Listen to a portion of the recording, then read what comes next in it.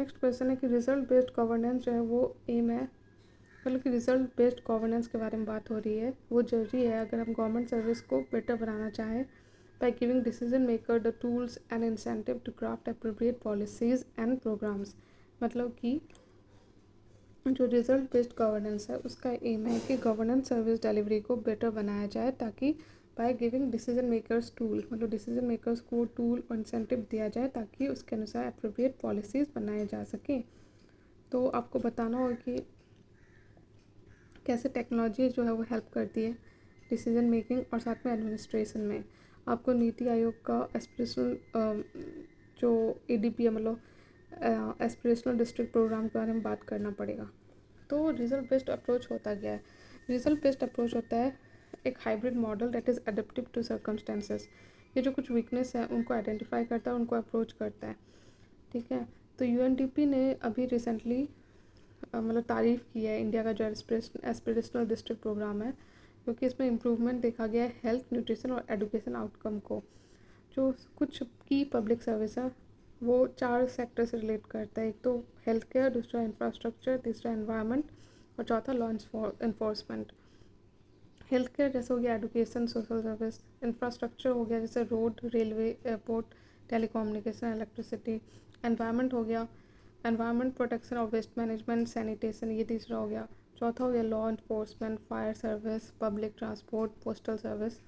तो administrative data का use किया एक तो पहले तो एडमिनिस्ट्रेटिव डाटा हो का मतलब कोई ज़्यादा कॉस्ट नहीं होता, लेकिन वो बहुत ज़्यादा हेल्प करता है प्रोग्राम्स को अच्छे से चलाने में। दूसरा कि डाटा जो है वो कलेक्ट किया जाता है at granular level and reported at high frequency. तीसरा कि डाटा क्वालिटी के बारे में कि एक कंटिन्यूसली मॉनिटर और स्ट्रेंथन करने की ज़रूरत है एडमिनिस्ट्रेटिव डाटा को, मतलब कि क्वालिटी का प्रॉब्लम है। फिर चौथा है कि कैपेसिटी कंस्ट्रेंट, मतलब कि जो डाटा है उसमें एंट्री में प्रॉब्लम या एरर या लैक ऑफ स्टैंडर्डाइजेशन, ये सब प्रॉब्लम देखा गया है। ठीक है, तो अगर डाटा ही नहीं होगा तो हम कैसे अपने परफॉर्मेंस को मेज़र कर सकते हैं और इम्प्रूव कर सकते हैं, चाहे वो हेल्थ हो, एजुकेशन हो, सैनिटेशन हो।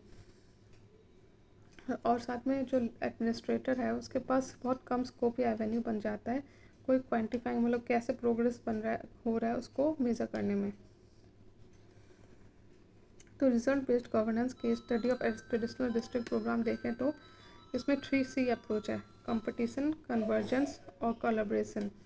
कंपटीशन अमंग डिस्ट्रिक्ट्स, मतलब डिस्ट्रिक्ट खुद में कंपटीशन करेंगे तो वो एक दूसरे से बेटर होना चाहेंगे। फिर कन्वर्जेंस, मतलब कि डाटा जो है वो बहुत ज़्यादा फाउंडेशन है।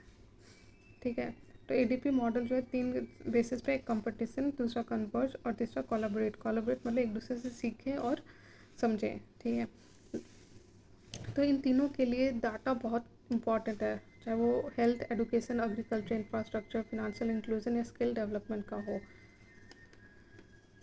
जो ADP है वो देता है template for harnessing the speed, granularity and affordability of administrative data.